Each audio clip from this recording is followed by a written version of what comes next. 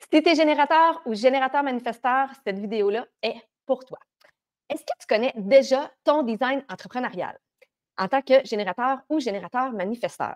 Ça se peut que tu me dises, ben, j'ai téléchargé ma charte, j'ai déjà eu un livebook, mais malheureusement, la majorité des gens que je croise qui ont déjà leur charte, qui ont eu un livebook, ils ne savent pas trop quoi faire avec ça. Donc, ils l'ont lu, ils l'ont mis dans le tiroir, puis c'est passé aux oubliettes, mais ils savent qu'ils sont générateurs ou générateurs manifesteurs. Aujourd'hui, j'ai envie de te dire, c'est quoi ton design entrepreneurial? Comment ça fonctionne quand tu es générateur ou générateur manifesteur?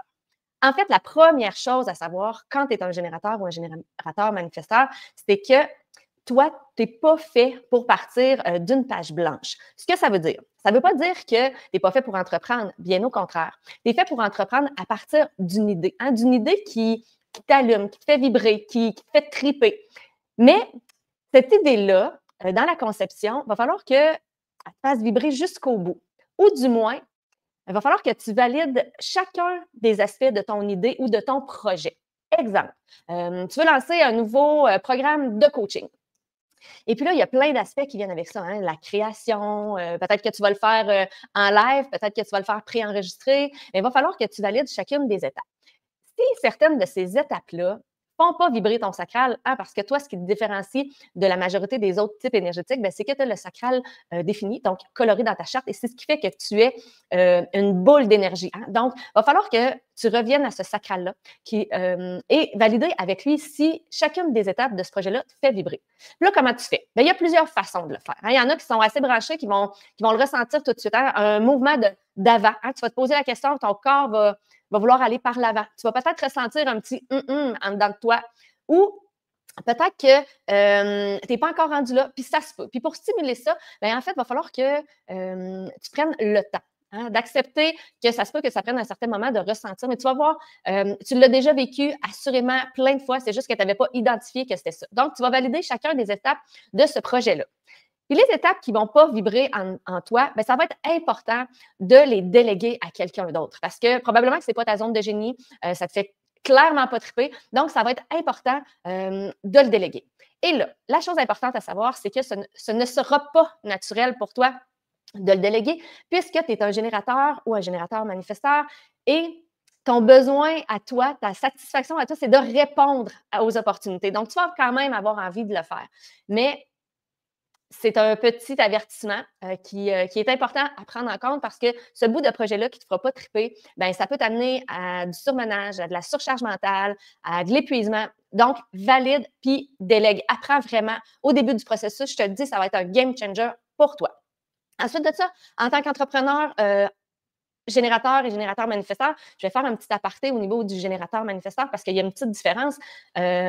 Les générateurs manifesteurs, vous êtes des multipotentiels. Puis ça va être important aussi dans ton style entrepreneurial ou dans ton entreprise d'assouvir ce besoin-là de toucher à tout parce que ça fait partie de toi. Donc, avoir une partie de ta business qui va te permettre justement de pouvoir utiliser ton multitask parce que sinon, tu vas te retrouver malheureux dans cette aventure-là. Donc, valide de ce côté-là. Hein. Peut-être que, exemple, je vais prendre un exemple. Tu as un centre de massothérapie, mais peut-être que oui, tu es massothérapeute, mais peut-être aussi que tu as envie d'enseigner la massothérapie. Donc, suis ces feelings-là, suis ce qui fait vibrer en dedans de toi, puis c'est ce qui va faire en sorte que tu vas être encore plus heureux.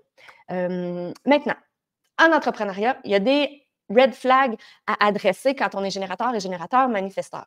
Donc, si tu passes le plus clair de ton temps à être frustré, soit dans un projet, soit dans une collaboration, soit avec peut-être même un truc dans ton data business, c'est important de l'adresser, cette frustration-là, parce que c'est ton signe que ça ne va pas.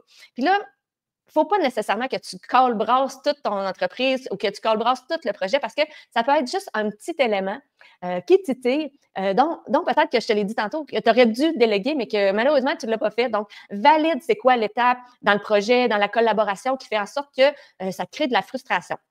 Et ton désir ultime, ben, c'est de vivre la satisfaction, d'être dans la joie.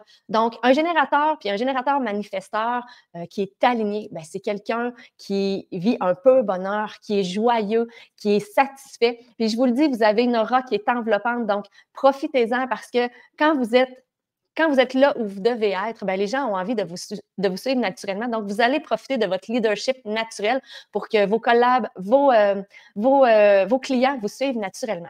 Donc, si ce n'est pas déjà fait, abonne-toi à ma chaîne. Tu peux aussi télécharger le lien pour découvrir ton design entrepreneurial si ce n'est pas déjà fait sous cette vidéo-là. Puis, abonne-toi pour plein d'autres trucs et astuces concernant le design humain. Donc, à bientôt!